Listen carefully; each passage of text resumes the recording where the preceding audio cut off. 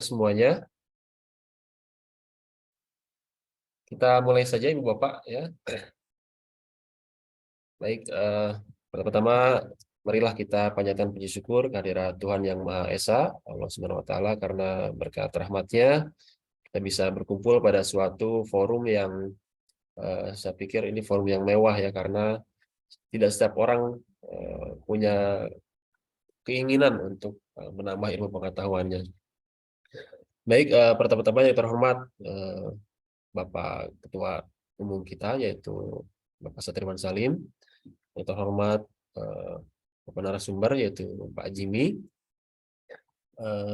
Terima kasih sudah menyempatkan waktunya, dan kita akan segera memulai acara kita, yaitu yang berjudul Tadarus Pedagogi ya.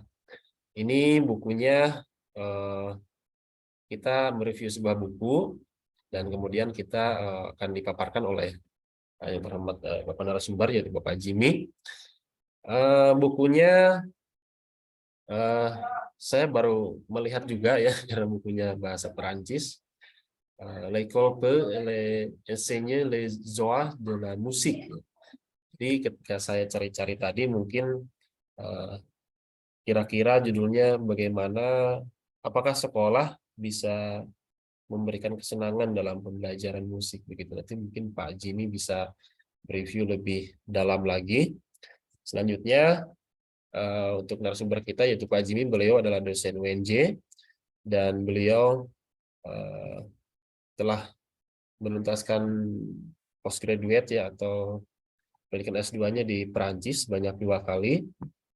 Tentu beliau sangat paham ya literatur yang berbahasa Perancis, karena beliau memang sastra Perancis. Selanjutnya, Bapak Ibu, hari ini kita dihadapkan pada sebuah kurikulum merdeka yang telah dicanangkan oleh Menteri kita, Menteri Nadiem Makarim. Dalam kurikulum merdeka memang menekankan filosofi-filosofi pengajaran dari Ki Hajar Dewantara ya, diantaranya yaitu bagaimana suatu pembelajaran bisa menyenangkan. Bahkan Ki Hajar Dewantara atau KHD, beliau mengistilahkan persekolahan itu dengan taman siswa ya.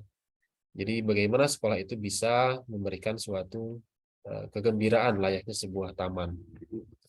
Baik Bapak Ibu, sesi pertama kita akan lakukan dengan sebuah review buku dari Pak Jimmy. Selanjutnya kita adakan sesi diskusi dan sesi tanya jawab ya. Dan kita langsung saja. Pak Jimmy, sudah siap suaranya Pak Jimmy? Ya, sudah terdengar suara saya. Ya. Baik, sudah jelas Pak. Baik, kita akan langsung saja review sebuah buku yang dikarang oleh George Snyder ya, kalau tidak salah. Silakan waktu dan kesempatan diberikan kepada Bapak Jimmy.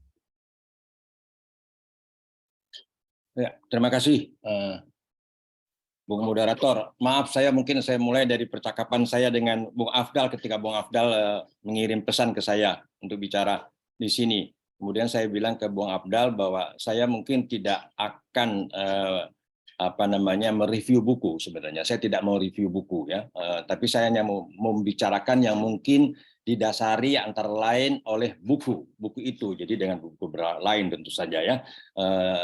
Jadi kira-kira itu ya, saya tidak mereview buku yang memang terpaksa harus dikasih judul buku karena judul episode buku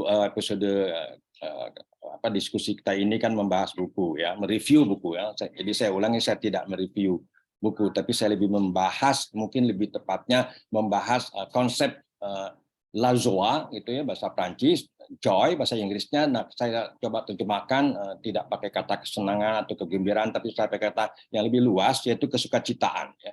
Itu kata kesukacitaan. Jadi mungkin bisa saya sebut judul dari diskusi kita ini ya, konsep kesukacitaan dari George Snyder gitu ya. Jadi tokoh Prancis sebenarnya, pedagog Prancis yang lahirnya tanggal 28 April 1916 di Paris dan meninggal pada 27 September 2011. Jadi meninggal pada usia 94 tahun. Ya. Jadi menulis buku kira-kira 19 sampai 20 buku. dia sangat mungkin orang yang sudah belajar pendidikan khususnya yang masuk ke fakultas pendidikan di Prancis ya, di Paris khususnya pasti akan mengenal Georges Sneijder ya. Bukunya yang terkenal mungkin antara lain semua bukunya terkenal sebenarnya, makanya kita bahas itu. Bukunya yang terkenal yaitu judulnya École Classe et Lutte des Classes, kalau tahun 76 gitu ya. Tapi dia menulis sebenarnya dari buku tahun 68, 67, 68 atau 66, buku pertamanya itu hasil disertasinya tentang pendidikan abad 18 sampai 17-18 di Prancis. Diterbitkan tahun 66 atau 67. Nah, ini 10 tahun kemudian dia nulis buku itu yang École Classe et Lutte des Classes. Kalau terjemahkan mungkin sekolah, kelas dan perjuangan kelas, pertarungan kelas. Nah, tapi buku yang menjadi inspirasi dalam titik berangkat dalam diskusi ini yang judul bukunya itu La Joie. Tadi sudah dibacakan judulnya, bukunya yaitu saya baca lagi. L'école peut-elle enseigner les joies, jadi plurial ya, jamak, les joies de la musique. Kira-kira apakah sekolah dapat atau bisa mengajarkan kesukacitaan musik. Jadi asumsinya musik itu mempunyai kesukacitaan. Tapi sebenarnya dia juga menulis buku judulnya La Joie à l'école, jadi kesukacitaan di sekolah yang lebih umum, gitu ya. Itu kira-kira Georges Sneijder, dua bukunya itu. Nah, buku yang terakhir itu dia membahas hubungannya dengan kesukacitaan, misalnya tadi La Joie à l'école diterbitkan tahun 1980, kemudian berikutnya L'école peut-elle enseigner les joies de la musique yang jadi titik berangkat dalam diskusi ini, kemudian Des élèves heureux tahun 1991 yaitu murid-murid yang berbahagia.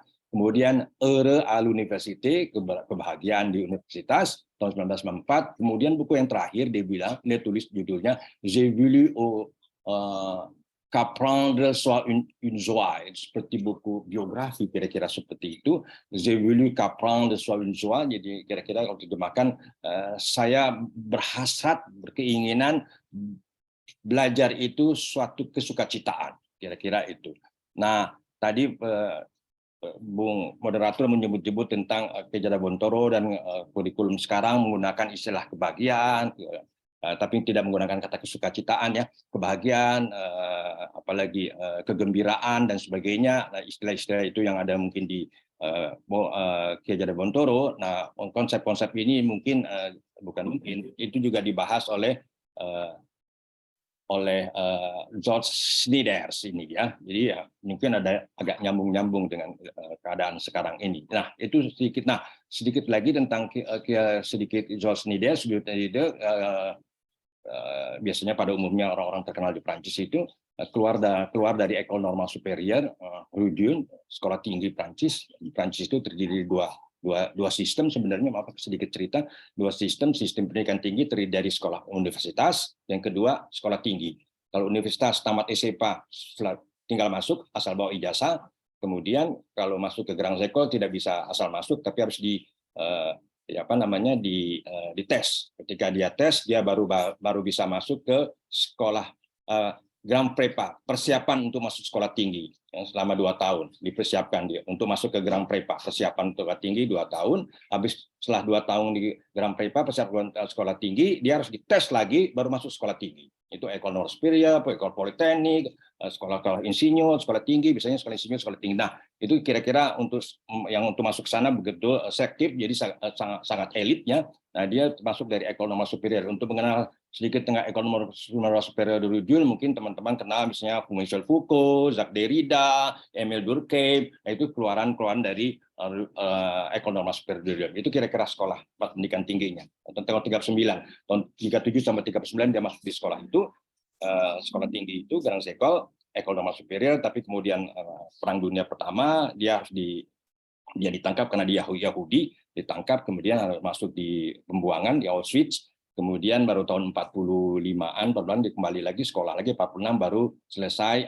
persiapan namanya agrégation, agrégé, kemudian dia rata-rata orang Rudium ini ekonomi mereka mempersiapkan agrizi ya, agrizi filsafat rata-rata. Jadi agrizi itu seperti apa ya, akta lah tanda kutip ya, akta untuk mengajar di SMA ya, akta. Mereka kalau punya akta ya pasti dari hubungan dengan pendapatan gaji, tentu saja gaji harus jadi tinggi ya. Nah, untuk menjadi guru filsafat mereka harus punya agregation gitu ya. Ini agrizi. Jadi kemudian mengajar di SMA dulu, di sekolah-sekolah untuk persiapan masuk ke sekolah tinggi tadi dia pernah ngajar di sana, kemudian ngajar di sana Nancy, kemudian berakhir dia mengajar mulai mengajar tahun 60-an awal di Paris 5 di Sorbonne, Fakultas Ilmu Pendidikan sampai pensiun ya, dari tahun 60-an sampai 80-an 90-an dia ambil pensiun. Nah, itu sedikit gambaran kehidupan George Snider. Nah, George Snider mungkin dibagi oleh orang juga karena dia bukunya banyak, ada 19-an, 20 gitu, di berbagai orang itu mengelompokkan pada dua fase gitu ya. Fase pertama mungkin sampai 1976 yang tadi bukunya saya sebutkan tadi, judulnya École, Classe et Lutte de Classe. Kemudian habis itu fase kedua setelah itu tahun 80-an dia mulai dari misalnya La Joie à l'école. Jadi mulai membicarakan tentang kesukacitaan. Yang pertama dia bicara tentang pendidikan progresif, apa itu pendidikan progresif, kemudian mengkritik misalnya kelompok-kelompok pendidikan yang disebut non tradisional dan tradisional dia kritik. Nah, tahun 76 mungkin bukunya itu dia termasuk yang bagian terakhir dia untuk mengkritik teorisi-teorisi yang kita kenal sebagai teorisi reproduksi misalnya. Dia mengkritik buku-buku di buku tahun 76 dia mengkritik misalnya Pierre Bourdieu dan Jean-Claude Passeron, bukunya yang terkenal tentang reproduksi, mengkritik juga Establé dan Baudelot, bukunya tentang ekol kapitalis di Prancis, dia kritik Iwan Illich, dia kritik misalnya. Nah, itu dia karena dia mengatakan bahwa sekolah itu sebenarnya bukan hanya alat reproduksi ideologis lah kira-kira di situ. Sekolah itu alam semesta yang kompleks katanya. Kira-kira satu frasa untuk mengkritik itu disederhanakan, disimpulkan kira-kira begitu ya, mengkritik orang-orang kayak Bourdieu dan Passeron, Baudelot, Establé dan Illich. Dia bilang itu mereka sekolah itu hanya tempat reproduksi ideologis. Dibilang tidak cukup, itu tidak hanya itu, dibilang ada tentu saja karena tidak hanya, tapi karena sekolah itu sebenarnya yang kompleks. Nah, karena dia berangkat dari sekolah itu kompleks, mungkin dia mencoba memikirkan kembali. Fase kedua itu tidak lagi membahas teori-teori orang-orang sebelumnya, tetapi dia mencoba mensintesa semua itu menjadi milik dia sendiri, yang kira-kira antara lain tadi sudah saya katakan pembahasan pesannya, konsep-konsepnya itu antara lain kesukacitaan. Nah, itu kira-kira gambaran sedikit tentang di dirinya. Nah, tetapi karena George Snider ini termasuk sebagai pedagog mungkin pedagog atau saya mencoba termakan pedagog sebagai ahli ilmu pendidikan. Dia sebagai ahli ilmu pendidikan, saya menyebutnya tidak menggunakan istilah pedagog, mungkin dari istilah lain yang mungkin belum biasa dipakai. Saya sebutkan pendidikawan. Itu saya menganalogkan dengan ada kata budayawan dan sebagainya yang ayahnya imbuhan-imbuhan wan gitu ya. Jadi saya pakai pendidikawan. Pendidikawan itu ahli pendidikan, kira-kira begitulah George Snider. Nah, sebagai pedagog gitu ya, atau sebagai ahli pedagogi. Nah, dalam konteks ini saya bicara posisi saya membicara dalam ruang pedagogi. Dalam ruang pedagogik ya, saya tidak terlalu mengikuti teman-teman sebelumnya ini, apakah teman-teman menyatakan namanya tadarus pedagogi tanpa K ya, nama ini tadarus pedagogi, bicaranya pada dalam ruang pedagogi ya. Nah, saya mencoba memperjelas karena namanya tadarus pedagogi, saya mengajak untuk kita bicara dalam ruang pedagogik pakai K. Jadi di ruang ilmu pendidikan. Kalau pakai K ternyata itu sedikit perbedaan tentang pedagogi dan pedagogik ya. Pedagogi itu sebagai tindakan pendidikan, terpaksa saya harus ulang, pedagogi itu sebagai tindakan pendidikan dan pedagogik itu ilmu pendidikan. Dua dua jelas. Itu biasanya dibahas oleh orang-orang ketika pas saya belajar ilmu pendidikan tahun 70-an lah di IKIP Jakarta, ketika saya disuruh baca bukunya Langeveld. Di buku halaman pertama Langeveld itu dijelaskan. Yang dijelaskan halaman pertama, kalau tidak salah dijelaskan membedakan pedagogi dengan pedagogik pakai K. Itu tradisi kontinental. Gitu ya. Nah, sekali lagi saya bilang saya berada dalam membicarakan George Snijders pakai S dalam ruang pedagogi dan ruang pedagogik pakai K. Itu konteksnya ya, penjelasan benar dari kemudian saya hanya bagi dua bagian saja bicara George Snijders ini konsepnya tentang kesukacitaan. Saya bicara ya bagian pertama ini itu sekolah dengan kesukacitaan atau sekolah Lazua Alekol. Jadi saya terjemahkan sekolah dengan kesukacitaan atau sekolah atau kesukacitaan di sekolah.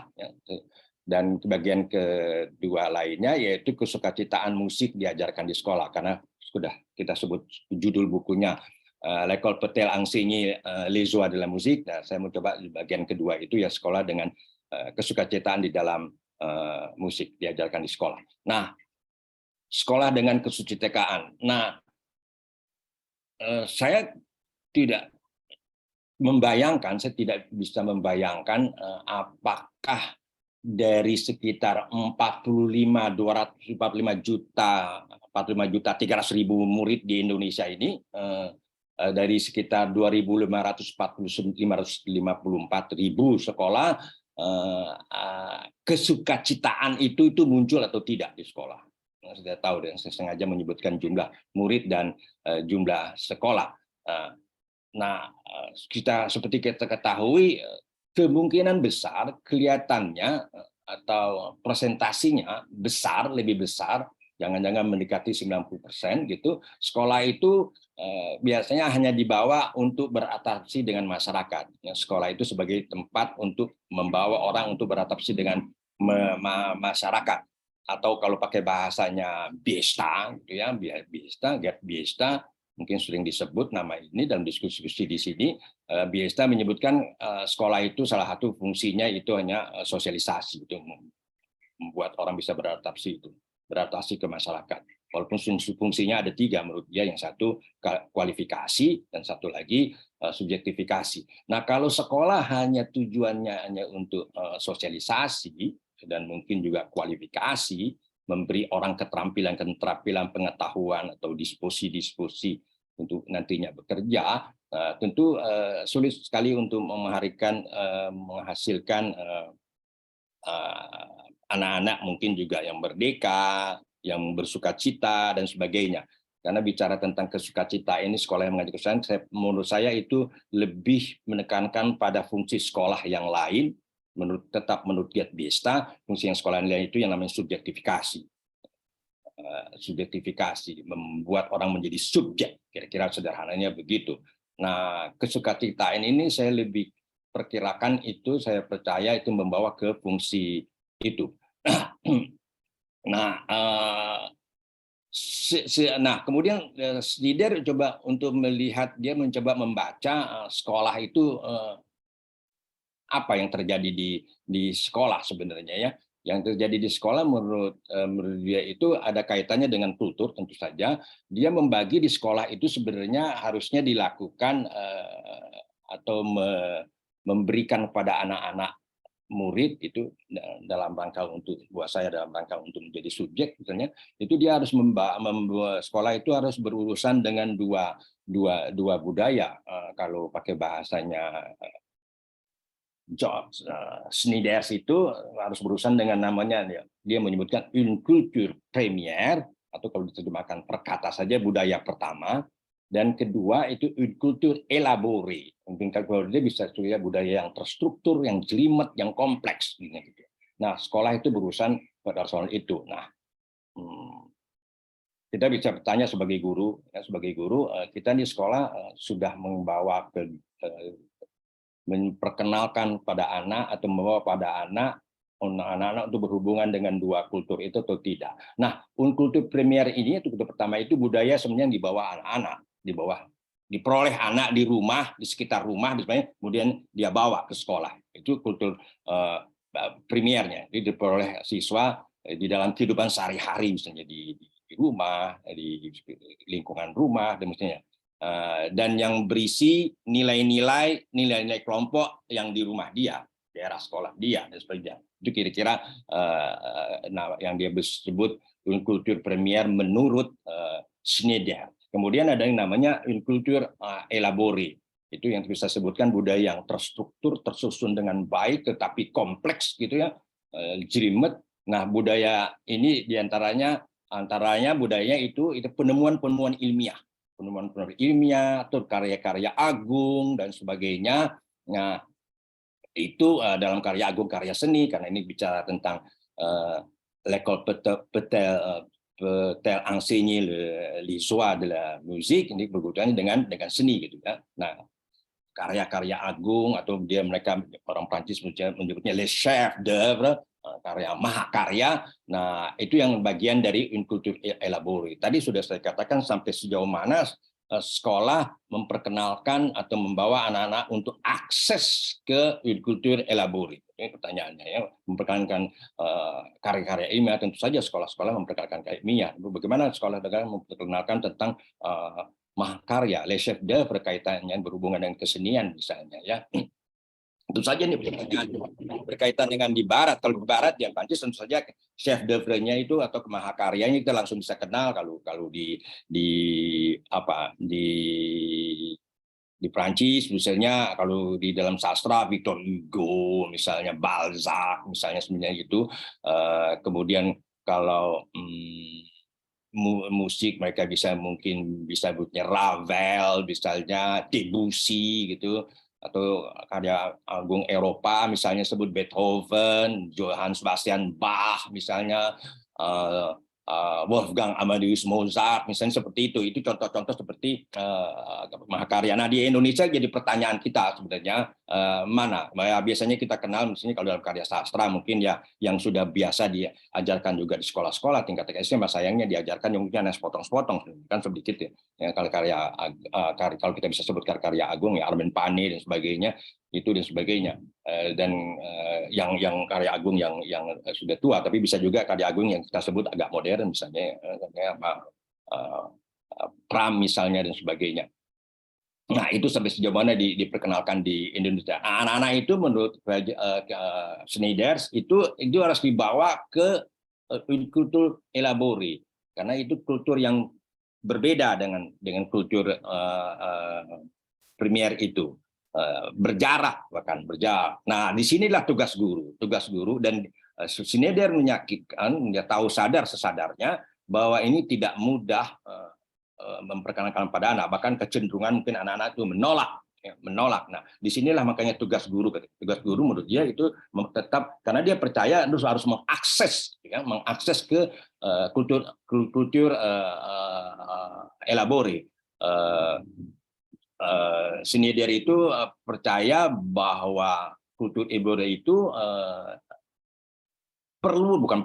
penting sekali untuk dikenal oleh anak-anak, karena itu pengetahuan yang sangat lain katanya, kira-kira kalau di bagian pengetahuan.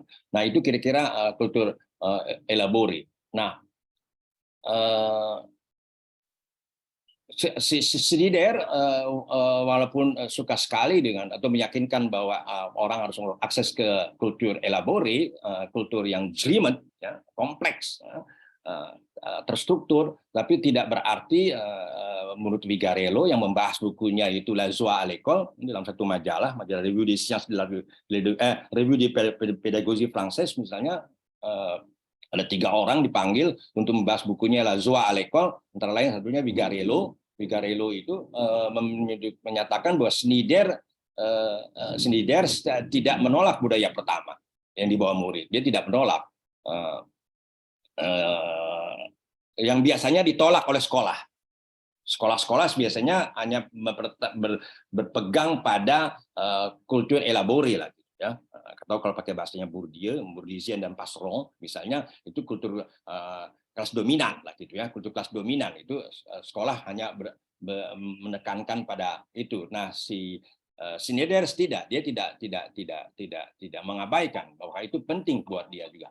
Mencoba untuk menghubungkannya dengan bahkan dia minta untuk dihubungkan budaya pertama ini atau budaya keseharian anak-anak, barangkali bisa disebut begitu, yang maksudnya kultur primer ini itu harus dipakai oleh guru untuk dihubungkannya dengan budaya yang elabori itu, yang terstruktur itu, yang apa namanya, yang jelimet itu. Lagi-lagi itu, atau pakai istilah lain, misalnya kultur elabori itu kultur terpelajar, gitu ya, kultur terdidik, gitu ya.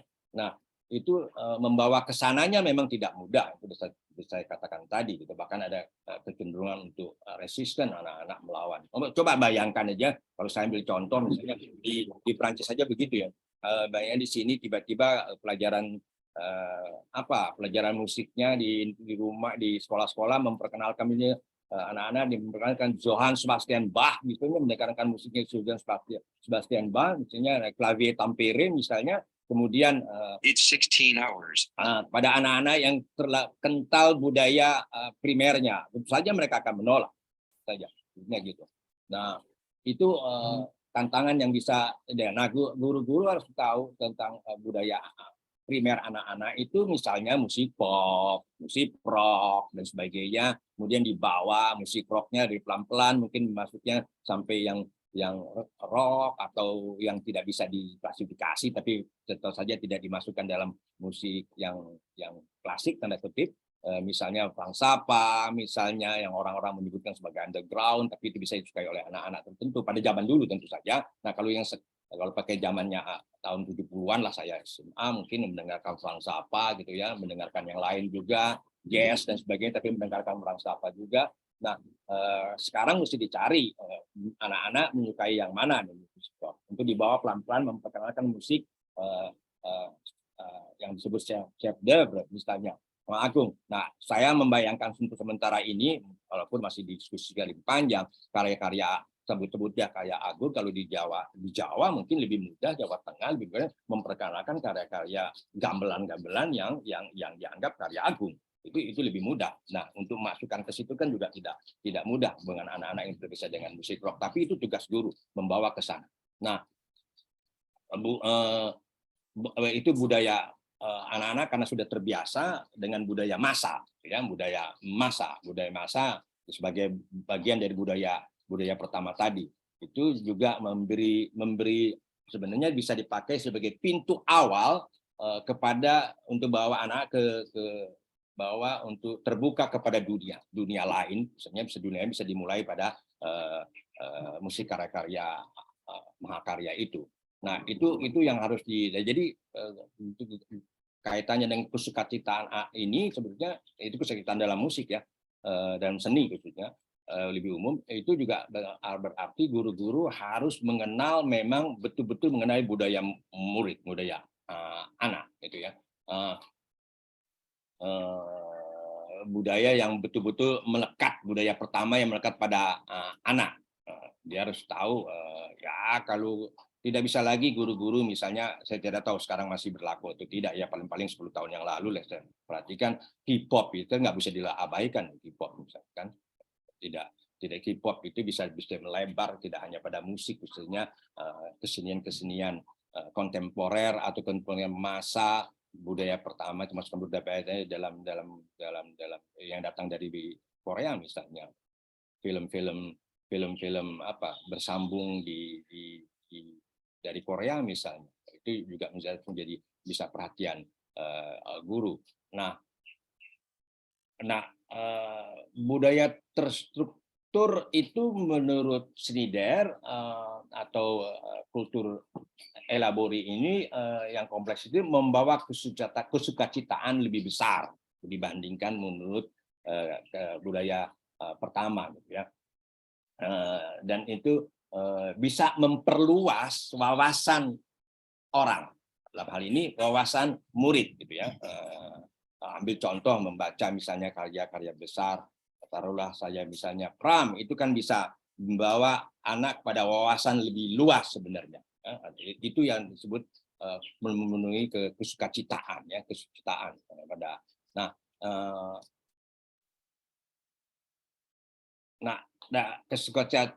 kesukacitaan di sekolah itu harus lebih luas, tidak hanya kesukaan pada musik, sebenarnya kesukacitaan budaya, gitu. Jadi la joie culturelle kalau bahasa Prancisnya, menurut bahasanya, ekspresinya Snyder. Nah, kesukaan cita budaya ini menurut Isambert Jamati, sosiolog pendidikan Prancis yang diminta untuk membahas buku Snyder oleh majalah yang tadi disebut Revue Pédagogique Française, itu bukunya yang La Joie à l'école ini, kesulitan di sekolah. Menurut Isambert Jamati itu budaya atau kesukacitaan budaya atau la joie culturelle yang diutarakan oleh Snyder itu harus ditemukan sendiri oleh anak murid selama bersekolah.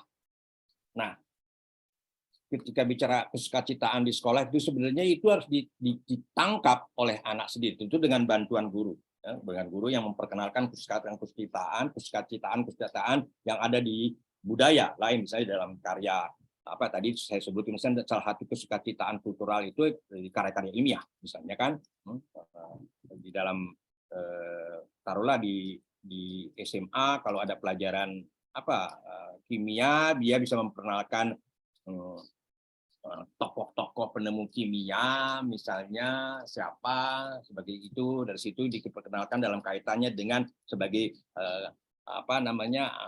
produk budaya. Dia nanti akan menemukan yang namanya kesukacitaan, kalau bahasa sederhananya lain kegembiraan dalam keilmuan tadi. Nah, itu yang dibawa oleh guru, diperkenalkan. Nah, kemudian berikutnya murid harus menemukan sendiri kesukacitaan itu. Menurut bukan kesukacitaan di sekolah, kesukacitaan yang budaya tadi besar. Itu yang harus dilakukan oleh sekolah, oleh guru sebenarnya. Kesukacitaan itu harus ditemukan sendiri anak murid selama dia bersekolah. Dengan kata lain, anak-anak itu harus mengetahui pada saat dia bersekolah, mereka harus mengetahui kesukacitaan itu, ya, kegembiraan itu. Nah, tadi sudah saya katakan contohnya. Bagaimana mereka mengetahuinya? Melalui apa yang diminta dari mereka di sekolah oleh guru sebenarnya. Saya katakan, tugas guru antara lain kalau dalam konteks ini tidak hanya mengajar, biasanya begitu, tetapi kalau dari konteksnya Snyder itu, guru-guru itu harus membawa anak-anak untuk menemukan kesukacitaan di sekolah. Menemukan kesukacitaan itu bisa melalui pengetahuan, tentu saja, ya. Melalui kesenian, misalnya. Itu yang diutarakan oleh Snyder. Itu kaitannya dengan kesukacitaan di sekolah. Nah, saya masuk ke bagian terakhir, bagian kedua, kesukacitaan musik diajarkan di sekolah. Nah, memang ada pertanyaan kita, ya, bagaimana kesukacitaan itu diajarkan, ya, diajarkan. Nah, ini melalui musik, menurut Snyder.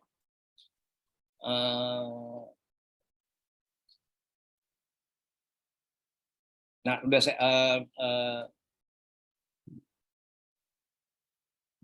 saya ulang, misalnya orang sekolah rata-rata hanya mengatakan bahwa, dan pandangan itu dipegang banyak oleh orang, baik orang tua, baik guru, gitu ya, umumnya tentu saja ada, tidak semua guru, tapi kebanyakan. Sekolah itu difungsikan untuk mempersiapkan anak atau kaum muda memperoleh pekerjaan. Itu saya ulang tadi dengan kata yang lain aja. Itu sekolah. Misalnya kalau ditanya, ngapain sih sekolah? Yang itu nanti dapat pekerjaan. Tamat SMA dapat pekerjaan, nggak tahu pekerjaan apa. Tamat STM aja yang diperkirakan dibuat untuk dapat pekerjaan, tidak dapat pekerjaan. Nah, tapi tetap saja masyarakat dan guru dan anak-anak murid itu sendiri juga punya pandangan bahwa sekolah itu dipersiapkan untuk memperoleh pekerjaan, sehingga dengan begitu cepat juga masyarakat cepat kecewa dengan sekolah kalau melihat sudah tamat sekolah tidak punya pekerjaan. Itu karena memang awalnya fungsinya dianggap seperti itu. Nah, semua yang dilakukan di sekolah itu diarahkan ke tujuan itu, tersebut. Ya. Lalu kalau kita tanya misalnya pertanyaan seperti di mana kesukacitaan, apalagi kita tanya apakah ibu dan bapak mengajarkan kesukacitaan melalui pelajaran kimia misalnya, atau pelajaran matematik gitu. Mungkin pertanyaan itu dianggap pertanyaan aneh atau apa gitu ya. Tapi itu pertanyaan bisa harus tetap muncul ya. Atau kesukacitaan atau keriangan lah kalau pakai bahasa yang lain ya, keriangan hampir dapat dikatakan tidak boleh saya katakan tadi di awal tidak hadir di sekolah. Yang ada anak bosen lah, apalah gitu. Jarang sekali murid misalnya mengatakan saya dalam ungkapan saya, mungkin ungkapan anak-anak berbeda. Saya menemukan keriangan tadi ketika saya masuk kelas ibu atau kelas bapak itu tadi. Hampir tidak ada, yang ada mungkin dia katakan ya bosen, apa dan sebagainya ya. Kebosanan yang mungkin gampang saja dikelihatkan. Anak mengantuk, tidur, tapi dipaksa untuk tidak boleh tidur dan sebagainya. Nah, kesukacitaan menjadi penting dari uraian saya ini. Kesukacitaan merupakan kalau menurut Snider ya, dia katakan bahwa kesukacitaan itu merupakan dimensi esensial pedagogi. Dimensi esensial dalam tindakan pendidikan. Kalau saya terjemahkan pedagogi sebagai tindakan pendidikan. Tetapi bisa juga dimensi esensial atau konsep esensial di dalam pedagogik, pakai K, dalam ilmu pendidikan.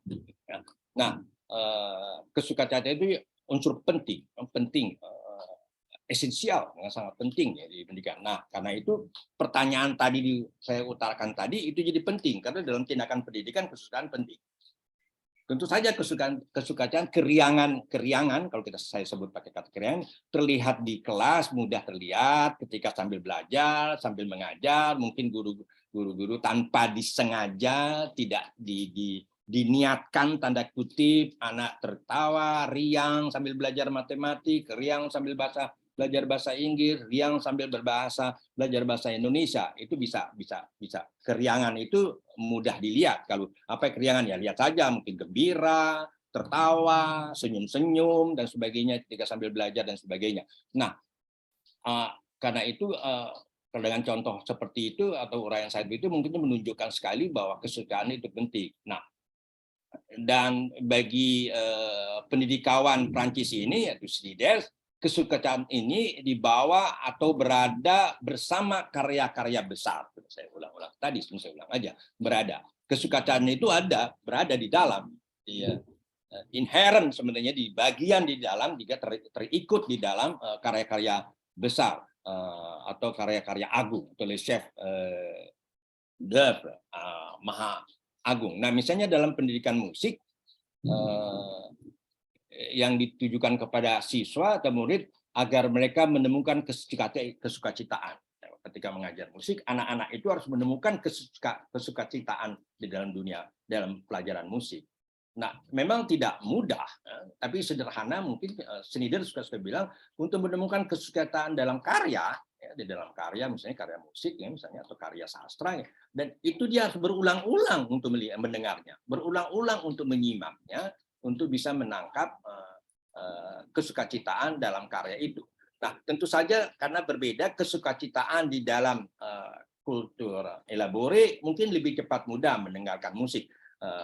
Musik K-pop itu mungkin anak-anak dengan cepat menangkap kesukacitaannya. Tapi ketika mendengarkan karya-karya agung misalnya kalau di dalam gamelan gamelan Jawa misalnya atau gamelan Bali yang ada karya-karya agungnya dianggap karya besar gitu, tentu tidak mudah. Atau dalam karya agung misalnya di dalam dunia Eropa misalnya kalau mengikuti tulisannya Snider misalnya mendengarkan Beethoven, mendengarkan Debussy, bagaimana dengan cepat menangkap kesukacitaannya. Nah, karena itu Debussy Snider bilang itu harus diulang, mendengarkannya, menyimaknya harus diulang karya-karya besar itu. Ini salah satu bagian saja untuk mereka untuk masuk, untuk menangkap kesucitaan itu penting, atau menemukan kesukacitaan itu penting. Pertemuan dengan karya agung bagi siswa bukanlah persoalan tadi sudah saya mudah. Pertemuan ini sulit karena sudah terbiasa dengan kultur primer, mereka melekat pada diri mereka. Bayangkan orang yang terbiasa mendengarkan musik A, gitu ya, musik di bagian dari kultur primer, budaya pertama, kemudian dia tiba-tiba harus mendengarkan musik karya chef d'oeuvre, karya mahakarya, karya agung. Itu kan tidak mudah, gitu kan, tidak mudah. Nah, itu contoh konkret orang yang tidak biasa mendengarkan misalnya Debussy lah, gitu tadi saya sebutkan gitu ya. Terus sudah mendengarkan Debussy ya kan tidak mudah, dia harus mendengarkan minimal. Nah, tentu saja sang guru ini, kalau konsultan dan guru musik, tentu dia mempunyai pengetahuan tentang untuk memperkenalkan kesukacitaan di dalam pengetahuan. Tentu saja si guru harus mengetahui benar struktur pengetahuan. Kalau di dalam musik, dia harus tahu struktur pengetahuan musik itu. Kalau dia memperkenalkan misalnya Debussy, dia harus tahu struktur teori musik itu apa yang membedakan karya Debussy ini, apa yang membedakan pengetahuan, apa yang membedakan karya. Kalau contoh lain, apa sih bagaimana kita bisa menemukan kesukacitaan di dalam dari karya Émile Durkheim misalnya. Si guru harus bisa menjelaskan tentunya secara sederhana tentu saja ya, bagaimana karya yang besar itu sulit itu juga dibuat untuk tidak terlalu sulit. Nah, ini dalam kaitan didaktik tentu saja ya, kaitan didaktik harus ditranspos gitu ya, dimasuk pengetahuan itu sehingga anak itu tidak langsung membaca Émile Durkheim kan. Nah, itu kira-kira cara untuk satu bagian dari untuk memperkenalkan atau membawa anak untuk menemukan kesukacitaan di dalam karya ilmiah, dalam karya seni. Nah, tapi karena Schneider itu suka sekali untuk membawa akses murid membuat anak dapat akses ke kultur elabori atau ke budaya terstruktur, jelimet dan terusan baik gitu, itu tidak berarti dia mengsakralkan, mengagungkan gitu ya karya agung. Tentu saja dia tidak itu tujuannya, tetapi dia lebih untuk kita kembali ke karya agung, khususnya kekasannya. Nah, tadi saya bilang guru harus mengetahui struktur pengetahuan yang dibawa oleh struktur pengetahuan yang membawa ke kesukacitaan itu. Si guru tentu juga jadi harus mengetahui kekasannya pengetahuan yang dibawa sehingga murid bisa langsung menangkap sukacitaan itu. Nah, dalam kaitannya tutur musik, saya tutup dengan pernyataan bahwa karena berhubungan dengan kesukacitaan baik dalam kesukacitaan untuk dalam karya-karya yang lain gitu, karya agung tentu saja, tapi juga di dalam musik. Nah, itu perlu diketahui, harus diingat oleh para guru musik tentu saja dan guru yang lain di sekolah formal. Ini saya ngutip Patrick Mignon yang membahas bukunya Georges Schneider yang sebut L'école peut-elle enseigner les joies de la musique, les joies de la musique. Menurut dia, guru musik itu patut mengajarkan kesukaan musik, sesungguhnya juga mengembangkan kesadaran estetika. Nah, kaitannya dengan musik tuh ya, ketika mengajarkan kesukaannya itu juga mengajarkan kesadaran estetik pada anak, kepada muridnya. Dan karena ini berurusan dengan kesadaran estetika, tidak dapat diukur dengan menggunakan ujian akhir misalnya. Ujian akhir tidak bisa mengukur kesadaran sukacita. Oke, saya kira saya tutup dengan itu. Terima kasih. Mudah-mudahan bisa membawa teman-teman untuk berdiskusi lebih lanjut. Terima kasih, Bung Moderator. Baik, terima kasih Pak Jimmy. Luar biasa sekali. Tadi sudah dibahas ya mengenai hal-hal yang berkaitan dengan apa namanya buku dari karangan dari George Snyder itu. Izinkan saya menyampaikan risam atau ringkasan dari diskusi yang sudah dibawakan oleh Pak Jimmy. Yang pertama adalah George Snyder ini membahas kesukacitaan dalam pembelajaran. Kritik George Snyder terhadap Pierre Bourdieu, sekolah itu bukan hanya tempat reproduksi atau menghasilkan lulusan, tapi sekolah itu lebih kompleks dari hal tersebut. Yang kedua, budaya pertama atau kultur primer itu bisa dikatakan sebagai budaya di rumah yang dimiliki oleh anak-anak yang dibawa ke sekolah, yang berisi nilai-nilai dalam keluarga. Kemudian yang kedua ada budaya kompleks atau kultur elabore, yaitu penemuan-penemuan ilmiah yang pengetahuan yang bersifat kompleks atau disiplin ilmu. Kemudian yang ketiga, sekolah harus mengantarkan anak kepada kultur terpelajar dengan mengenal budaya pertama di lingkungan atau keadaan di lingkungannya. Jadi sekolah itu harus mengantarkan anak kepada kultur terpelajar dengan memperhatikan keadaan sosialnya begitu. Keadaan anak masing-masing. Yang keempat, kesukacitaan harus ditemukan oleh anak sendiri di sekolah dengan bantuan guru. Guru harus merangsang murid menemukan kesukacitaan tersebut. Kemudian yang terakhir, atau yang kelima, kesukacitaan adalah dimensi esensial di dalam pedagogik. Kesukacitaan menjadi bagian dari karya agung dalam musik.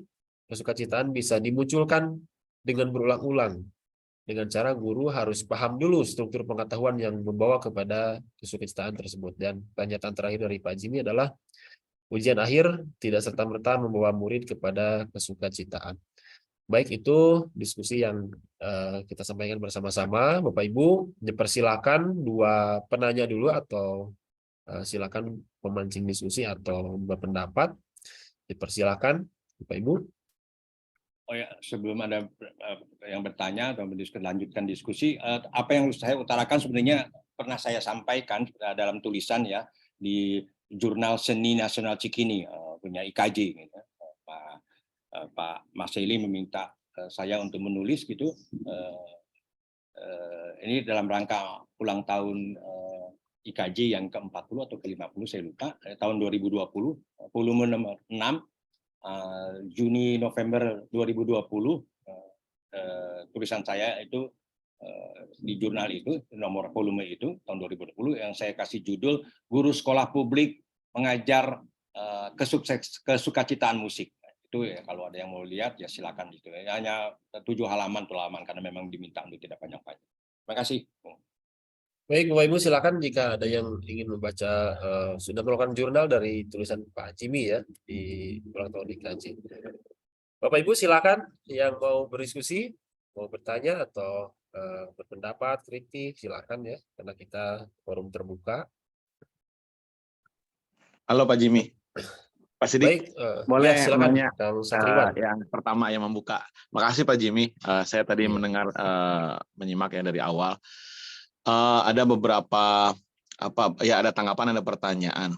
Tadi di awal Bung Sidik menyebut terkait dengan kurikulum Merdeka gitu ya, lalu mention juga tentang Ki Hajar dan seterusnya.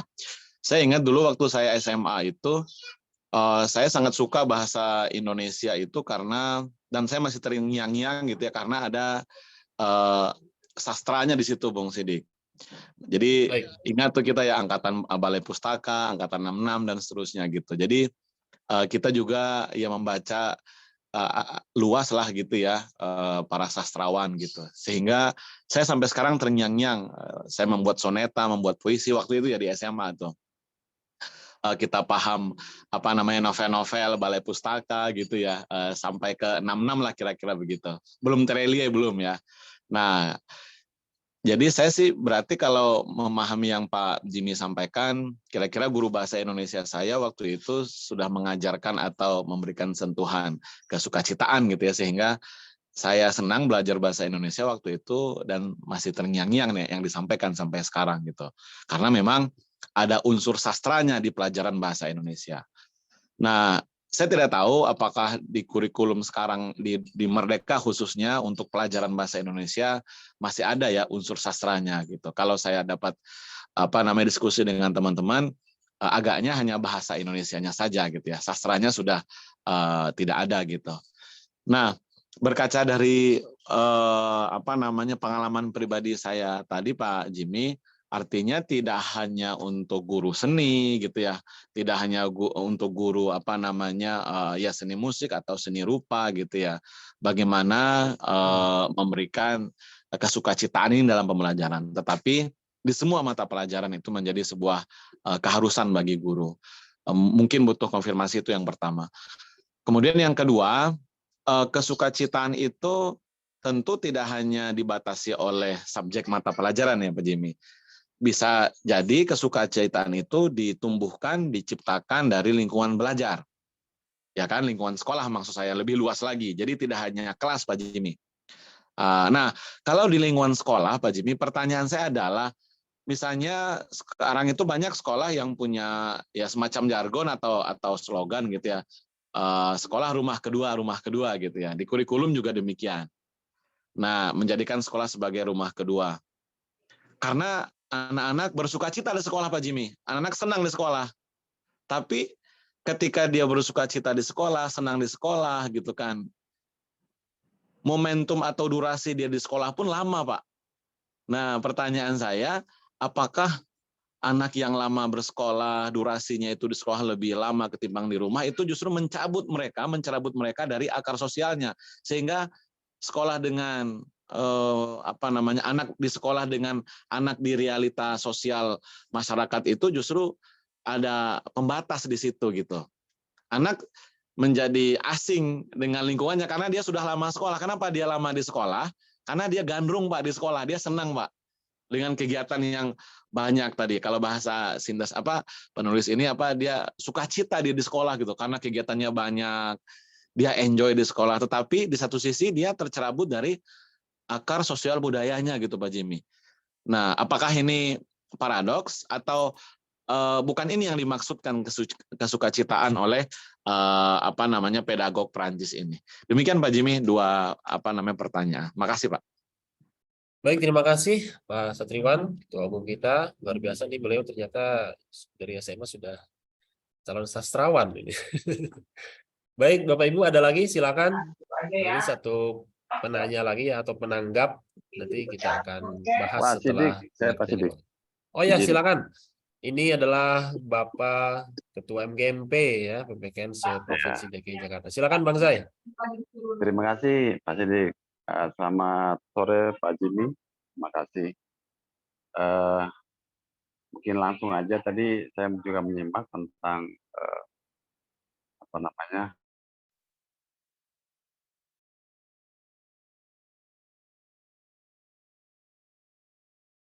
Ngelek kali Bang Zai. Langsung tegang wajahnya Bang Zai. Nah, ini langsung menghilang Bang Zai. Iya, itu ada yang raise hand Bang Sidik, Pak Kisno. Baik, Pak Zai kita simpan dulu ya. Sekarang ada Pak Kisno, silakan Pak Kisno. Baik, terima kasih. Kalau mohon izin Pak Kisno dari mana ya? Ya dari Medan saya. Oh, dari Medan ya. Silakan Pak. Ya, sempat juga berkorespondensi dengan Bung Jimmy sebelumnya, tapi lewat WhatsApp saja. Ya, semoga dalam keadaan sehat Bung Jimmy. Ini sedikit berdiskusi aja mengenai kesukacitaan yang ada di sekolah. Gitu. Saya pernah mengadakan survei sih, diam-diam gitu ya sama anak sekolah. Gitu. Apa hal yang paling dirindukan di sekolah? Ada dua tanda jawabannya. Yang pertama, bel untuk istirahat, yang kedua bel pulang. Jadi dua hal itu. Nah, ini apa sih kaitannya dengan mungkin kesukacitaan yang ada dibawakan oleh guru itu sendiri, atau seperti yang dikatakan Bu Satriwan tadi sebelumnya, ada lingkungan sekolah yang membuat mereka jadi sukacita. Cuman ini sedikit berbeda ya dengan apa yang saya survei di tempat. Saya nggak tahu di tempat lain juga. Padahal ya sekolah ini termasuk dikatakan sekolah yang top lah ya di masyarakat di Medan ini.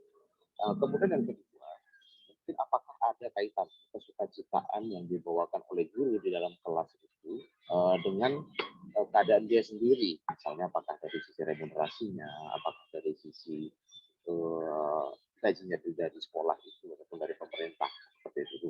Mungkin menurut saya ada sih kaitannya kenapa dia hanya straight forward aja mengajarkan sesuatu yang penting mata pelajaran saya masuk selesai sudah pulang. Sudah saya nggak mau tahu lagi soal psikologi anak, soal kesukacitaan dan lain-lain. Saya sendiri aja belum sejahtera kan gitu. Mungkin 2 itu saja, Bung Jimmy. Terima kasih. Terima kasih. Mungkin bisa saya jawab dulu ya, biar jangan saya lupa. Mungkin jangan sudah lupa saya nih. Kalau kurang pas yang saya tangkap, silakan langsung dipotong ya, biar saya bisa jadi lebih jelas untuk jawabnya.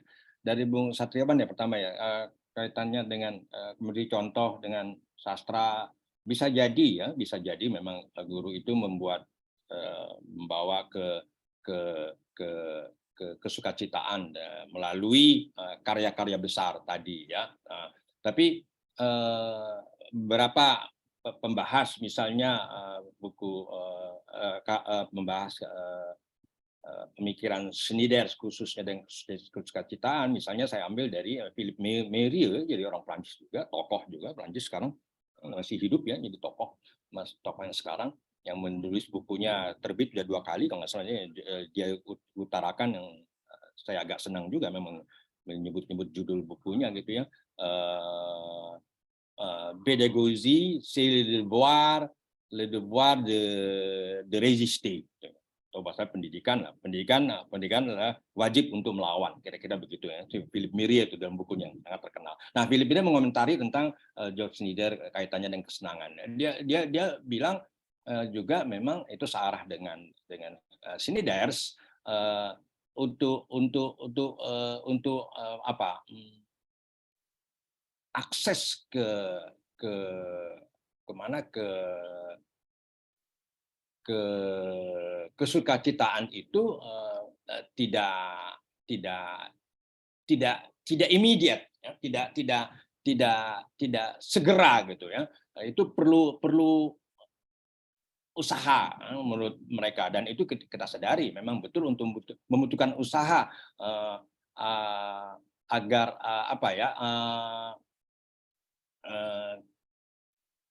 untuk agar ketegangan antara budaya primer itu dengan budaya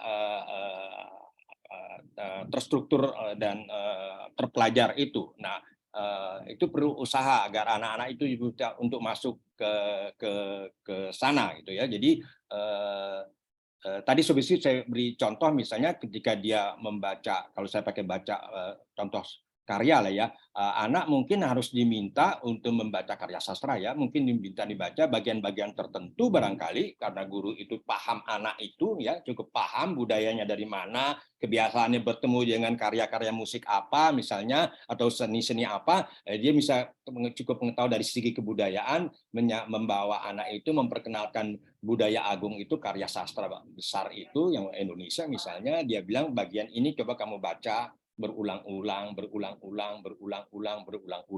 sehingga dia bisa menemukan kesukacitaan. Mungkin penemuan kesukacitaan itu bisa dirumuskan kalau dia mau rumuskan misalnya pakai bahasa anak-anak sekarang ya, mungkin mudah-mudahan masih bahasa anak-anak sekarang ya. Pas dia baca itu dia akan bilang, gue banget ini. Gue banget ini. Nah, bisa saja itu bisa dikatakan itu ketika disuruh baca gurunya. Nah, itu fungsi guru sebenarnya ya, untuk membawa ke bagian gue banget itu, dia menemukan kegeriangan gitu dalam bacaan itu, kesukacitaan gitu kan, sehingga dia menyatakan gue banget gitu ya. Nah, itu yang sederhana saya mau mengatakan secara sederhana, mengatakan ketika anak menemukan kesukacitaan dengan bantuan guru, dengan teknik guru gitu, sehingga dia bisa menyatakan kesukacitaan itu. Nah, saya tidak tahu ya dan karena ini di sekolah, si guru harus meminta juga untuk menangkap bahwa anak-anak itu sudah menangkap kesukacitaan atau tidak. Tentu saja saya tidak ada kaitan dengan saya pernyataan terakhir untuk menutup pembicaraan saya tadi, itu dites. diuji. Bukan, nggak ada hubungan dengan ujian untuk kasih angka, untuk mengetahui sampai sejauh mana dia ketahui apa yang dia baca, dia ulang-ulang bagian apa yang menyenangkan. Dan biasa juga orang-orang menyatakan untuk menyenangkan, guru-guru bisa mengajar menggunakan mengajar melalui film misalnya kan, bisa dimulai dengan bagian pertanyaan guru, mana bagian mana yang menyenangkan Anda, menit keberapa atau detik keberapa, gambar yang mana, scene yang mana, adegan yang mana. Nah, ketika dia menyatakan pertanyaan itu kan si guru pakai teknik seperti itu kan meminta anak untuk berulang menonton. Nggak mungkin satu kali dia nonton gitu, pasti nonton satu kali, ini enak kelihatannya, dia pasti pulang lagi, putar lagi. Kalau sekarang kan nonton dia apa Netflix ya, itu kan bisa diulang kan, ulang aja lagi bagian ini, ulang lagi gitu kan, dia lakukan itu. Nah, karena itu butuh itu yang disebut, mungkin saya menjelaskan, untuk butuh usaha. Nah, karena itu butuh usaha, disinilah fungsi guru untuk membantu dengan tadi saya katakan teknik-teknik seperti itu yang mungkin saya tidak tahu apa itu yang dilakukan, apa itu yang diterima oleh Bung Satriawan ketika SMA. Nah, kaitannya kalau yang saya tangkap tadi tentang apa namanya, anak-anak senangnya kalau pasang bel pulang sama bel istirahat ya Pak? Bukan begitu? Ya betul Pak Jimmy. Nah, gitu. Saya kira kalau saya berangkat dari masa saya saja ya, di masa saya khususnya SMA. Kalau SMP saya nggak terlalu begitu lah. Masa saya SMA, jadi SMA saya tahun 71 sampai 73, 74 gitu ya. Kalau sudah bel istirahat, ya kita senang banget gitu ya. Buru-buru lari, tinggalin semua, lari ke kantin gitu ya, paling-paling untuk jajan atau apa gitu ya, bahkan itu senang. Atau mau bel pulang udah bisa saja anak-anak bisa bikin ulah-ulah sehingga pelajaran bisa, gurunya nggak tahan gitu, stop aja. Karena saya sekolah Katolik waktu itu ya, gurunya langsung bilang ya udah berdoa sekarang ya, tutup dengan doa, udah selesai, anak-anak senang gitu kan, cepat pulang. Itu apalagi udah punya bel. Saya kira itu dari dulu begitu ya. Tadi sudah saya katakan tidak sedikit anak-anak memang menjadi bosan dengan sekolah. Nah, kalau pakai kacamata, kalau saya berusaha untuk menggunakan kacamata atau menggunakan konsep yang dipakai oleh siapa namanya Snider, yang lain juga pakai hampir mirip-mirip itu ya. Nah, konsep yang budaya pertama sama budaya terpelajar atau terstruktur jelimet itu kan berjarak. Bisa dibayangkan, bisa diperkirakan dari dua konsep ini, mungkin sekolah tidak bisa membawa anak-anak dengan riang ya, akses budaya terstruktur itu, budaya jelimet itu. Karena tugas sekolah antara lain mengantar anak-anak atau membawa, menerangkan, memperkenalkan budaya jelimet itu juga sekolah. Sekolah nggak menjelaskan budaya primer, itu diurusan di rumah. Nah, itu karena itu tinggal dilihat sejauh mana jaraknya dengan anak-anak. Mungkin semakin jaraknya mungkin tidak bisa dijembatani oleh sekolah, dalam ini oleh guru-guru tentu saja, atau sistem sekolah itu, sehingga itu bisa menimbulkan kebosanan. Anak-anak bosan banget gitu ya. Nah, itu yang harus dipikirkan guru. Nah, tapi guru mungkin buat saya karena ada konsep kesukacitaan ini. Nah, tadi dia bilang bahwa kesukacitaan itu membawa kesukacitaan itu ada di dalam pengetahuan itu. Ada di dalam. Jadi guru-guru itu harus buat saya atau memperkenalkan itu kesukacitaan itu. Bisa jadi kebosanan itu karena tidak mengarahkan anak-anak itu ke kesukacitaan itu atau ke lizoa gitu. Tidak, dia bawa nggak tahu kemana gitu ya, membuatkan cepat bosankan. Kan diasumsikan yang namanya sukacita menyenangkan, namanya juga sukacita, keriangan, kegembiraan gitu ya, menyenangkan. Itu dan diasumsikan juga oleh Snider, karya-karya besar itu berisi kesukacitaan. Kalau tidak membawa ke kesukacitaan, ya yang jadi yang bosenin dong, ya pasti. Jadi Schneider memperjelas kepada kita sebagai pendidik, sebagai guru, bahwa kita antara lain, taruhlah orang yang percaya senang misalnya dengan teori-teori reproduksi, bilang gitu kan, ada reproduksi ideologi dan sebagainya itu, tapi kan Schneider bilang tidak hanya itu kompleks sekolah. Nah, kekompleksan itu karena yang lain gitu, karena kekompleksan itu kita harus membawa ke kesukacitaan. Memang jadi menarik memang melihat dia, sedangkan kelompok teori reproduksi itu menganggap bahwa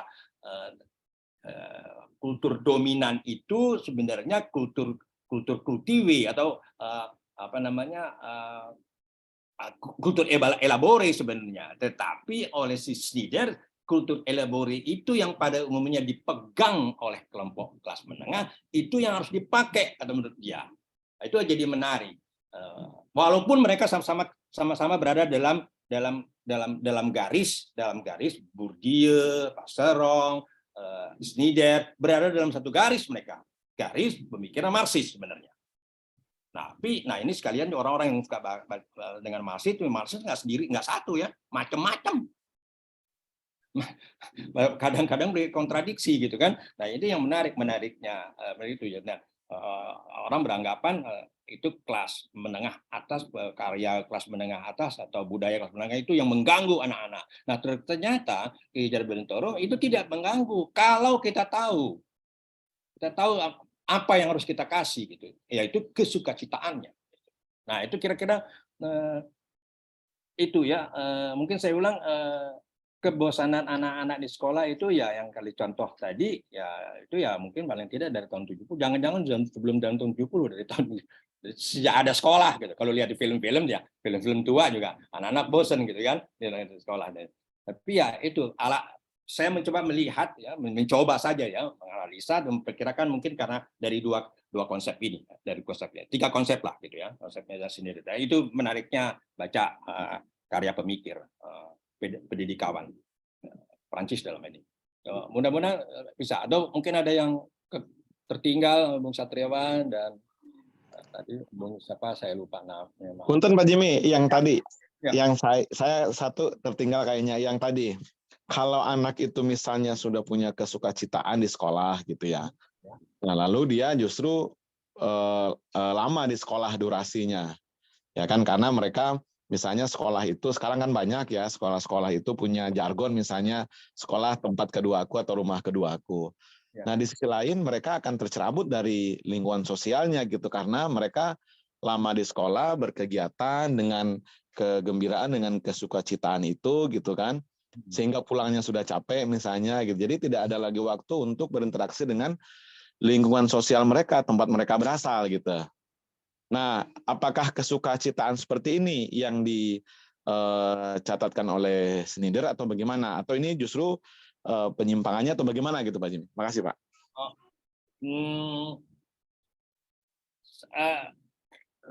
Saya mungkin bisa jawab secara asumsi aja perkiraan. Kalau memang sekolah-sekolah itu memang benar-benar menjadi atau pakai bahasa atau term atau ekspresinya Schneider itu yang la joie à l'école, kalau benar-benar kesukaan ada di sekolah, tentu segala sesuatu persoalan jadi paling mengecil lah gitu ya, karena sekolah itu udah penuh kesukacitaan gitu ya, keriangan gitu ya. Jadi tapi saya masih meragukan memang apakah sekolah-sekolah yang menggunakan jargon sekolah adalah rumah kedua. Tapi perlu diingatkan, rumah, kalau dia pakai istilah rumah, tadi kalau mengikuti Schneider lagi, rumah itu kan lebih erat dekat dengan kultur primer. Jadi budaya pertama. Sekolah itu budaya lain, itu budaya terstruktur. Saya ulang ya, tidak semudah itu orang sekolah menjadikan bertempatnya li joie atau keriangan, tidak mudah, tidak cepat itu, tidak immediate, tidak segera gitu. Nah, saya masih harus lebih jauh, lihat lebih jauh apakah kalau yang mereka menggunakan istilah sekolah adalah rumah kedua, apakah itu berarti kebudayaan pertama itu yang lebih melekat pada sekolah dia pindahkan ke sekolah, saya tidak tahu, atau tetap seperti sekolah pada umumnya, budaya elabore itu, kultur elabore itu yang sebenarnya dibuat dia tetap menjadi peranan dominan di sekolah, tetapi dia buat menjadi yang meriangkan gitu. Nah, meriangkan. Kalau sudah meriangkan ya memang nggak ada masalah. Tapi saya masih mempertanyakan apa iya karena kalau merujuk ke Snyder menulis ini, karena Snyder menulis ini, Snyder melihat, ini tentu saja yang dia lihat di Eropa ya, di Prancis ya, dilihat ini sekolah-sekolah itu nggak ada zoanya, gitu, nggak ada keriangannya di sekolah, katanya. Jangan lupa, nah, bahkan untuk belajar musik aja dia bilang kok kamu nggak ada keriangannya anak-anaknya. Padahal sekolah musik itu penuh karya-karyanya penuh dengan keriangan, kan? Sayang, itu dia. Nah, saya masih di sekolah Indonesia ini juga mungkin persoalannya sama. Karena itu juga saya mengajak untuk membahas ini sebenarnya sama, artinya keriangan itu masih barang mahal sebenarnya di sekolah. Itu masih terus dilakukan di sekolah keriangan. Kalau sekolah itu kira-kira mungkin yang bisa saya utarakan, yang terlalu panjang. Mudah-mudahan tanggap oleh Satrio, Pak. Siap, makasih Pak Jimmy. Jelas sedikit.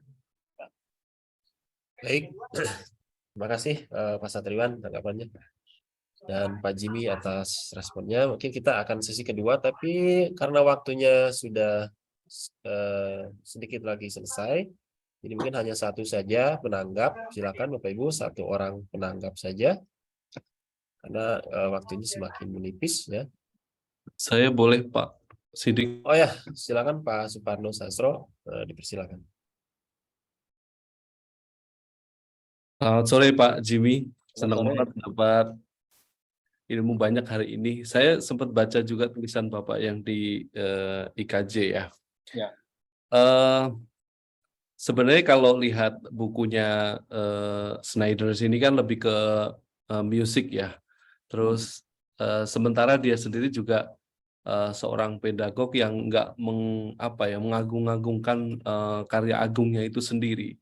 Seperti kita tahu bahwa beliau pernah menyampaikan bahwa kerja utama sekolah itu sebenarnya untuk membantu murid menyeberangi jembatan yang tadi dari yang selama ini mungkin dianggap memisahkan budaya pertama atau inculture premier tadi dengan ke inculture elaborate. Jadi itu tugas sekolah sebenarnya. Kemudian dipertegas sama Figarello.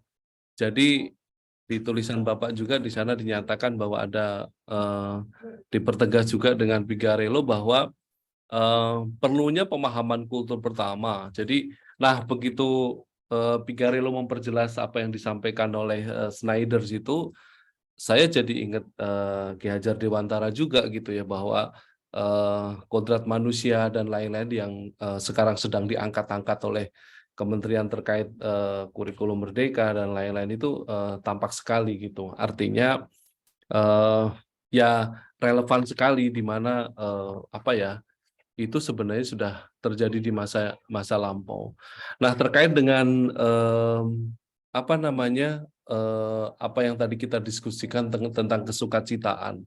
Kalau di bagian tulisan ini kan lebih banyak memang kesukacitaan terhadap musik gitu, di mana guru musik yang harus berupaya gitu supaya memang anak-anak itu punya kesukacitaan untuk belajar gitu. 10 tahun lalu kalau tidak salah saya pernah ke Les Louis-le-Grand itu di bagian baratnya itu memang di lingkungan pendidikan di Prancis di sana, dan itu kampus SMA mungkin lumayan lama, zaman Raja Louis gitu kalau nggak salah. Nah, menurut saya waktu itu memang karena barangkali itu sekolah yang favorit begitu ya, itu saya memang tidak melihat ya gedung tua, kemudian di situ penuh dengan eksperimen, kemudian ya guru-gurunya itu mempunyai target dan lain-lain, karena beberapa Perdana Menteri Prancis juga sekolah di sana. Itu memang nggak terlalu tampak sih seperti yang tadi kita sebut, atau Pak Satriwan pernah mention sekolah sebagai rumah kedua. Aku benar-benar aura kompetisi itu terjadi di sekolah itu. Nah, kita juga pernah disadarkan oleh misalnya Prof. Koni dengan yang sangat terkenal beliau sampaikan itu, bahwa sekolah itu harus jadi an invitational learning environment gitu, yang beliau selalu sampaikan. Nah, apakah konsep ini kira-kira sama Pak Jimmy? Artinya pedagogi kemudian pedagogik itu kemudian ya sekolah itu bisa menjadi lingkungan belajar yang mengundang begitu. Artinya memang kesukacitaan itu ya seperti tadi juga Pak Satriwan sampaikan, bukan hanya di mungkin mata pelajaran gitu ya, tapi datang ke sekolah itu seneng gitu loh. Jadi lingkungan belajar yang memang mengundang mereka untuk kemudian bersemangat melakukan ya pengembangan diri, ya belajar gitu ya. Ya guru ya seperti tadi Pak Jimmy sampaikan. Nah, apakah kira-kira seperti itu Pak Jimmy? Terima kasih. Ya, terima kasih Pak. Sebenarnya saya di jurnal saya, yang saya tulis di jurnal di IKJ itu, saya pakai subjudul kesukacitaan musik diajarkan di sekolah itu cuma 2 paragraf lebih. Sedangkan saya menjelaskan sekolah dengan kesukacitaan 6 paragraf. Jadi lebih banyak kesukaan di sekolah yang saya bahas dari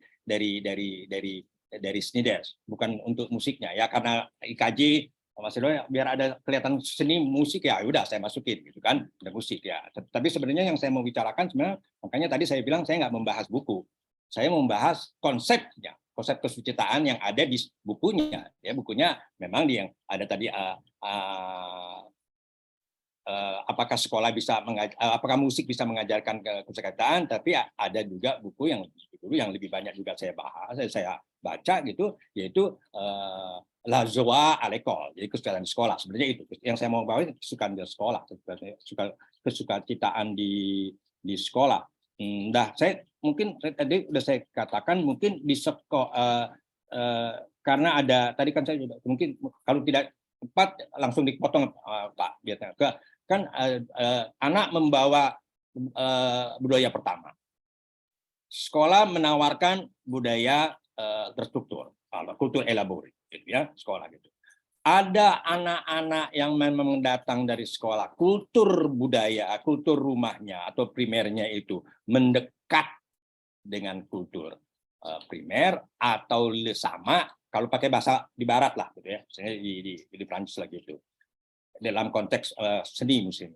Di rumahnya anak-anak itu di Prancis itu anaknya bapaknya insinyur atau guru, profesor, biasanya melihat karya-karya seni rupa Picasso, apa semua, Monet, sering banget ke museum 2 minggu sekali barangkali, karena mereka masih kecil, dilarang nonton TV misalnya, atau nggak ada TV di rumahnya, kelas menengah nih ya, gitu ya.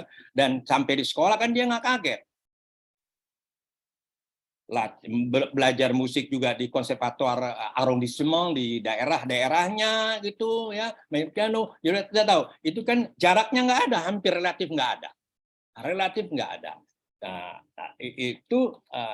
itu sudah tanda kutip kesukacitaan itu sudah ada pada dia. Tapi kan problemnya kan tidak semua orang begitu, sehingga Snider tahu benar tidak semua orang suka dengar Debussy, tidak semua orang dengar, karena Snider itu sebagian orang bilang musisi, cita-citanya pengen jadi musisi sebenarnya, cuman nggak jadi aja, jadinya.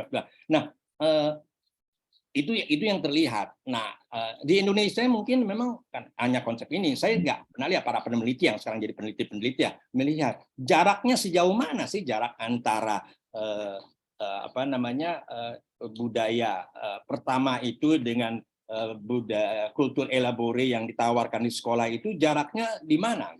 Jauh nggak? Kalau ada jembatannya, dia pakai jembatannya bisa membantu mereka untuk masuk. Karena diulang-ulang, tugas utama sekolah itu yaitu membawa anak akses ke kultur elabore. Itu nggak bisa enggak, karena itu tugas sekolah. Nggak ada sekolah yang mengajarkan cuma kultur rumah, nggak ada. Nggak ada mayoritas. Nah itu, nah tugasnya itu. Nah jaraknya makin. Nah kalau jaraknya yang makin kecil itu, kalau pakai bahasa orang-orang teori reproduksi lah gitu, nah itu yang menang, yang berhasil di sekolah. Gampang banget, semua udah tajam. Ngomongin Shakespeare, di rumah saya ada Shakespeare, udah saya baca katanya. Memang bukan yang buku tuanya, yang udah diperbarui, dia bilang. Nah, ibu guru ngomong Victor Hugo, di rumah saya ada Victor Hugo. Ya, memang yang bahasa Inggris baru saya baca, bukan bahasa Perancis misalnya. Kira-kira gitu, itu kultur-kultur di rumah yang searah dengan itu nggak ada masalah. Tapi yang masalahnya kan mayoritas masih berjarak. Nah, yang berjarak ini yang memang tugas sekolah. Sekolah kalau sebut-sebut tentang sekolah ada kompetisi itu saya pikir nggak ada hubungan dengan kesukacitaan. Itu lebih yang tadi saya sebut, lebih pada sekolah yang fungsinya pada kualifikasi atau sosialisasi. Nggak ada subjektifikasi, karena saya berasumsi subjektifikasi itu fungsi sekolah itu berkaitan dengan kesukacitaan. Kesukacitaan itu berkaitan dengan fungsi sekolah yang subjektifikasi. Itu kira-kira. Nah, di Indonesia itu saya pikir ada masih bukan hanya Indonesia saja, semua daerah. Makanya para pembuat istilah-istilah itu, konsep-konsep itu kayak Biesta kan menganggap kan dari sekolah di Amerika, di Eropa juga ada persoalan. Senider tadi saya bilang juga ada persoalan seperti itu. Nah, kita memang buat saya sih masih relevannya membahas ini, buat saya kita masih relevansinya masih sekolah harus masih tetap berurusan dengan juga kita mungkin masih kalau saya masih dalam tingkat memperkenalkan konsep kesukacitaan. Memang kalau dikaitkan dengan Ki Hajar Dewantara, konsep kebahagiaan ada. Bisa kita asumsikan sama dengan yang masuk barangkali dengan Syneides, yaitu kesukacitaan. Ya. Kebahagiaan itu ada, itu di Ki Hajar Dewantara itu pegang peranan. Ya. Dan kalau saya boleh menggunakan ungkapan bahwa mungkin tujuan pendidikan Ki Hajar Dewantara menuntun anak ke dunia kebahagiaan. Untuk mencapai dunia kebahagiaan juga mungkin kalau pakai Ki Hajar Dewantara ya kita nggak Syneides. Kalau Syneides nggak ngomong gitu. Kalau pakai Ki Hajar Dewantara menuntun ke kebahagiaan. Itu tugas pendidikan itu menuntun kebahagiaan. Saya tidak tahu orang-orang yang kejavetarian setuju atau tidak. Tapi kalau tidak setuju bisa diskusi. Nah, menuntun ke kebahagiaan. Dan ada bagaimana caranya? Oh, buat saya dia menyebutkan caranya. Caranya ada ketika dia bicara tentang pengajaran budi pekerti. Ada buat saya. Ki Hajar Dewantara agak menarik itu. Dia ada. Dia ngomong kebahagiaan gimana cara? Ya ada. Nah, kalau saya boleh izinkan saya cari judul, karena bukunya kebetulan saya bawa ke sini di halaman 404 bukunya Ki Hajar Dewantara. Ini sering banget saya ulang-ulang ya. Ketika dia bicara tentang pengajaran budi pekerti, dan saya bilang ada caranya. Caranya apa dia bilang? Caranya ini buat saya yang dia merujuk ke pendidikan keagamaan Islam yang dia bilang ada metode, dia menggunakan itu. Syariat, hakikat, tarikat, makrifat. Itu menuju kebahagiaan. Syneides ngomong begitu ya agak lebar gitu. Wah, Ki Hajar Dewantara bahwa saya mengaitkannya gitu, dia udah sampai ke situ, sampai metode. Dia menyebutkan metode, ya kita bisa ya boleh metode walaupun beda, tapi itu. Nah, itu menuntun ke kebahagiaan. Tujuan sekolah yang begitu. Kalau udah pakai Ki Hajar Dewantara agak berat barangkali kita melihat sekolah. Agak berat barangkali untuk mengatakan jangan-jangan memang nggak kelihatan sama sekali. Bahwa Ki Hajar itu nggak ada sama sekali di Indonesia. Kalau pakai definisi yang saya udah berubah sedikit, mungkin menuntun anak ke kebahagiaan. Udah bukan lagi hanya keriangan, kesukacitaan ini, kebahagiaan itu tujuan sekolah katanya, tujuan pendidikan. Nah, itu mungkin jadi begitu Pak. Kalau saya nggak tahu kalau nyambung atau tidak dengan apa yang Bapak katakan. Terima kasih. Ya, terima kasih Pak Jimmy. Baik, terima kasih Pak Suparno atas tanggapan yang sudah diberikan kepada Pak Jimmy. Bapak Ibu semua, mohon izin waktu kita telah habis ya, dan kita sekarang sudah pada pukul 16.58. Di jadwal kita akan selesai jam 17.00. Baik Bapak Ibu, sebelum kita mengakhiri, izinkan saya membacakan ringkasan diskusi yang tadi telah ditanyakan oleh Bapak Ibu penanggap. Yang pertama, akses kepada kesukacitaan itu tidak... Bung moderator, tadi kalau nggak Baik. salah, tadi Bung Zai tadi kalau masih sempat mau ngomong masih bisa dijadikan nggak? Nggak tahu dia masih mau ngomong apa enggak tuh. Oh ya, Pak Zai, apakah masih ada?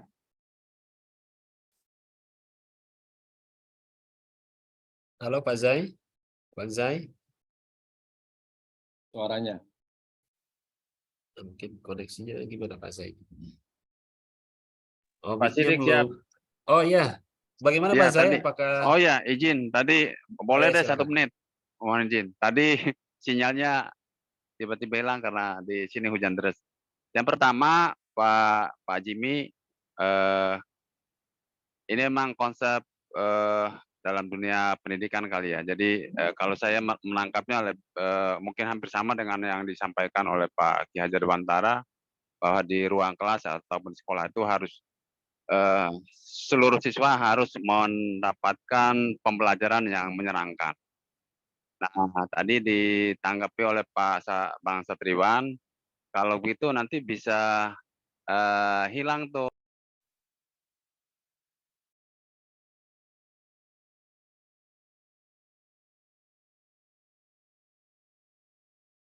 Mohon izin Pak Zai, mic-nya ketekan. Mic-nya off Pak Zai.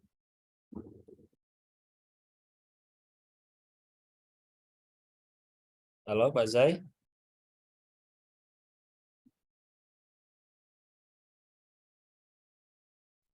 Pak Zai, mic-nya ke off ya.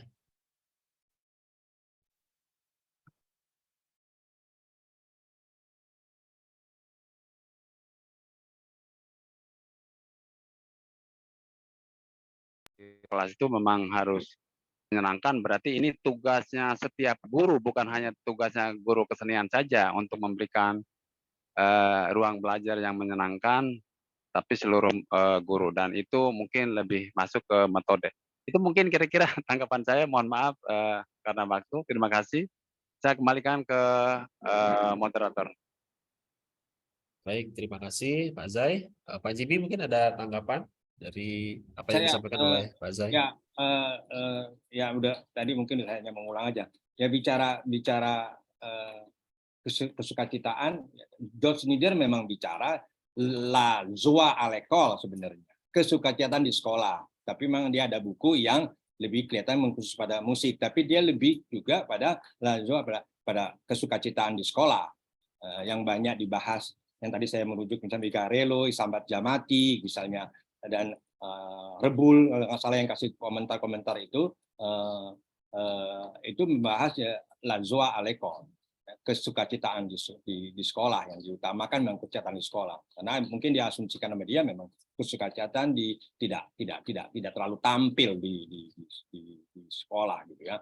Jadi ya memang tidak hanya untuk guru seni, tapi memang kalau guru dia, pertanyaan dia mungkin kalau guru seni kan menarik ya pertanyaannya, kok kira-kira begini, sudah mengajar seni, mengajar musik, kok nggak ada kesukacitaannya? Lebih terasa itu. Mengajar musik kok cuma nggak kesukacitaan. Kok belajar ini di sekolah ya, jadi tidak ada kaitannya dengan instrumentalis untuk menjadi pemain musik yang baik, bukan. Mereka hanya untuk menerima musik gitu ya, bukan sebagai nanti membuat komposisi dan sebagainya, tidak tujuan sekolah. Apalagi di Indonesia ya, di luar negeri juga enggak, hanya memperkenalkan musik saja untuk menangkap kesukacitaan, menangkap kesukaan. Kalau saya boleh menggunakan istilahnya, menangkap jiwanya musik.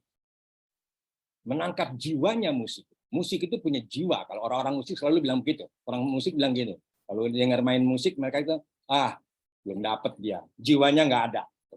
Jiwanya nggak ada. Main musik kalau nggak pakai jiwa, ya udah.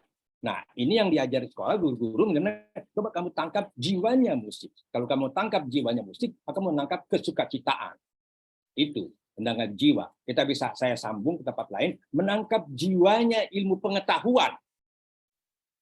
Itu pasti bakal kesukacitaannya, jiwanya gitu, bukan sekedar jawab matematik apa rumusnya saya udah lupa gitu, rumus ABC buat SMP gitu atau apa gitu, bukan sekedar menjawab itu, bukan sekedar misalnya kalau PPKN menjawab apa itu negara demokrasi adalah itu dan sebagainya, tapi jiwanya gitu. Ngajar sosiologi bukan sekedar menjelaskan apalah gitu ya, sosiologinya siapa gitu, tapi jiwanya ilmu pengetahuan.